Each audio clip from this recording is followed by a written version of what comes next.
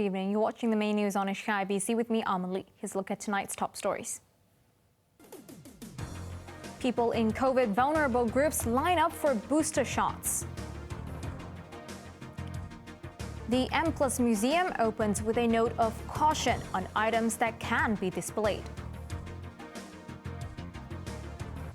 And a man known to protesters as Captain America 2.0 is jailed for 5 years and 9 months for inciting secession. Hong Kong has begun administering booster shots to give vulnerable groups stronger protection from COVID. People who received 2 doses of either BioNTech or Sinovac can switch vaccines for their 3rd jab. Annie Lau reports. Hong Kongers lined up outside vaccination centres across the city this morning for their 3rd dose of a COVID vaccine. Booster shots are available to people aged 60 and above and those in high-risk groups. These include anyone with weak immune systems and those whose workplaces pose a higher risk of infection, such as medical and airport staff. They can book online or visit a vaccination centre.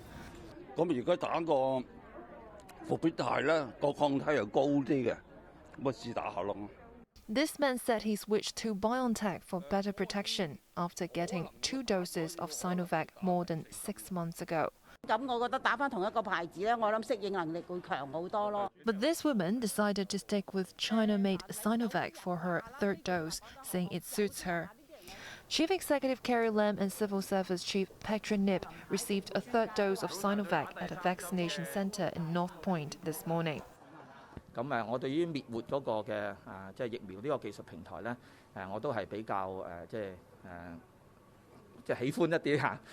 Nip, who is supervising the inoculation campaign, said he chose the Chinese vaccine because it's based on an inactivated form of the virus.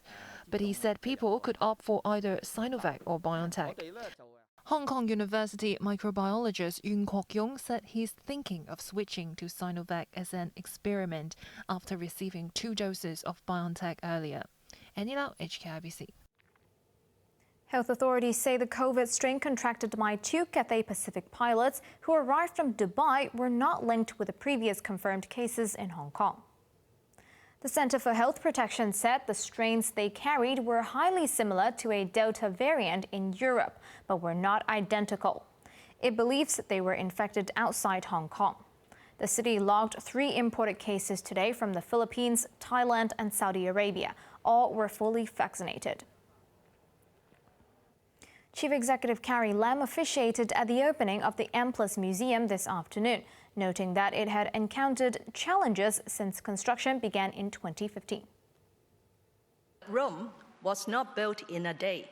Not only will the West Kowloon Cultural District welcome a key new member, but Hong Kong will be on par with cities like London and New York with a sizable and significant contemporary arts museum. Lam also said she hoped a new bureau in charge of all cultural, sports and tourism affairs can continue fostering the art scene. The chief executive, whose arm was still in a cast, was accompanied by major art donor Uli Sig. Others at the ceremony included Security Chief Chris Tang, Chief Secretary John Lee, and Health Minister Sophia Chan. Members of the West Kowloon Cultural District Authority Board were also present. Well, the multi-billion-dollar Mplus Museum, Hong Kong's first visual arts hub, opens to the public tomorrow. Henry Tang, who has the West Kowloon Cultural District, made it clear that all items on display must comply with the law. Grace Ma tells us more. 15 years after its conception, the Mplus Museum is finally opening its doors. 6 thematic exhibitions in 33 galleries showcase the most comprehensive collection of Chinese contemporary art in Asia.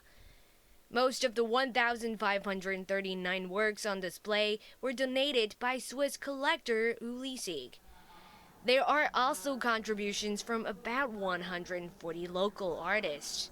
Calligraphy by King of Kowloon Cheng Cho-choi is featured in the Hong Kong exhibition. What is not on show is a contentious photo in which dissident mainland artist Ai Weiwei flips a finger in Tiananmen Square. Henry Tang, chairman of the West Kowloon Cultural District Authority, explained.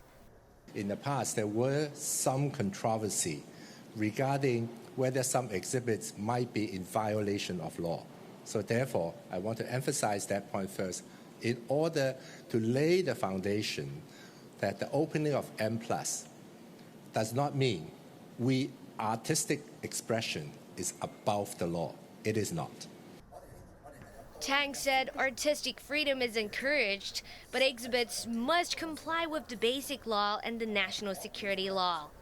Visitors can see an Ai Weiwei installation called Whitewash, which suggests that history cannot be concealed.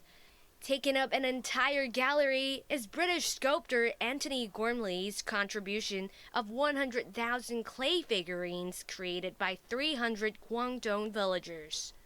Other notable pieces include architect Shiro Kuramata's sushi bar, which stirred a controversy because of his $15 million price tag. Some attractions invite visitor participation. One special feature is the letter writing project. Visitors can go into a room where they can stand, sit, or kneel the way Buddhists do. They can meditate, do nothing, or write a letter. The museum promised to send the letter anywhere in the world free of charge. For those concerned about privacy, staff assured the envelopes will not be opened before they're posted. The Mplus Museum, which cost $7.7 billion, offers free entry to Hong Kong residents in its first year. Grace Ma, HKIBC. In the news, the second person to be convicted under the national security law has been sentenced to 5 years and 9 months in jail.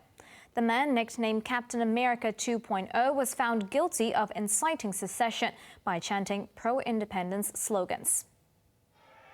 Ma Chun-man was found guilty of inciting secession by chanting pro-independence slogans in shopping malls and at government headquarters on 20 occasions between August and November last year.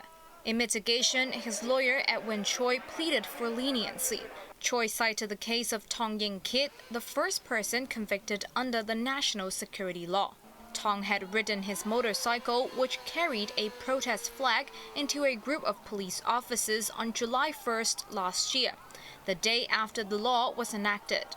Choi said Ma's offenses were less serious as he didn't pick a special day to chant slogans, adding they were words without concrete action. Judge Stanley Chan said Tong acted on only one day, but Ma breached the law in 20 incidents. Ma also penned a mitigation letter, which was submitted at the beginning of the trial. It detailed his gradual understanding of the protesters' frustration and his decision to join the protest movement at a later stage. He also mentioned armed revolution, saying people needed to pay a price in exchange for democracy. The judge said the letter showed that Ma was not remorseful, and his sign-off as Captain America 2.0 indicated he was proud of his identity. Chen added that Ma had the intention to endanger national security, even though he didn't use violence. The court adopted a starting point of 6 years in jail, but gave Ma a 3-month deduction as he didn't challenge the case during the trial. Ma was jailed for 5 years and 9 months. More opposition hopefuls have applied to compete in next month's Legislative Council elections. Johanna Chan reports.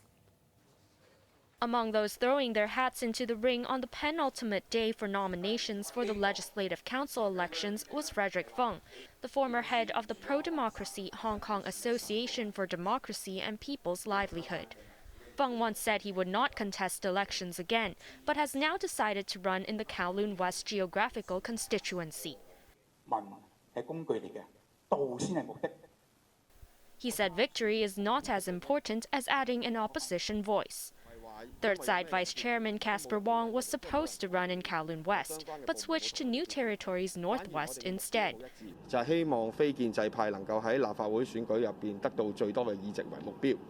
He said the goal is to get a majority of seats for non-establishment members. So-called middle ground Ultraman Nelson Wong is vying for a seat in neighboring New Territories Northeast. The former moderate lawmaker urged the government to grant an amnesty to Democrats so that there can be reconciliation.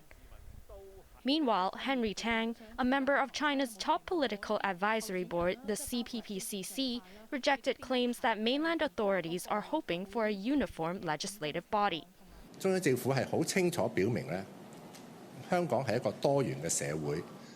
He reiterated that they've pointed out Hong Kong has diverse voices, adding many non-establishment lawmakers are prepared to enter the race. National People's Congress Deputy Raymond Tam said the most important thing is that elected lawmakers can work together in the Legislative Council without personal attacks. For the latest list of nominees, please visit this website by the Registration and Electoral Office. Johanna Chan, HKIBC. City University President Wei Kuo is leaving his post when his term expires in May 2023. Kuo, who took up the position 13 years ago, did not give a reason. City University says it will launch a global search for his successor. On Tuesday, the University of Science and Technology said its president, Wei Shi, will step down next October, a year before his term ends. The waiting time for a public housing unit is now nearly 6 years, the longest in 22 years. And the situation is expected to worsen because of high demand. Here's Johanna Chen. The long wait for public housing in Hong Kong has become longer. According to the Housing Authority, as of late September, there were 153,700 applications, with an average waiting time of just under 6 years, the longest since 1999. About 100,800 were non-elderly single applicants. It will take an average of 3 years and 10 months before single elderly can move into public housing. The waiting time in both queues rose by just under a month from the last quarter, and insiders warned that it could get even longer. I expect the waiting time will reach the 6.0 years or higher, because the supply of the public housing flats is not enough, but the demand of the public housing flat is so high. Chu added that transitional housing and legislation on subdivided flats can help improve poor living conditions, but admitted they will not alleviate the housing shortage in the long term.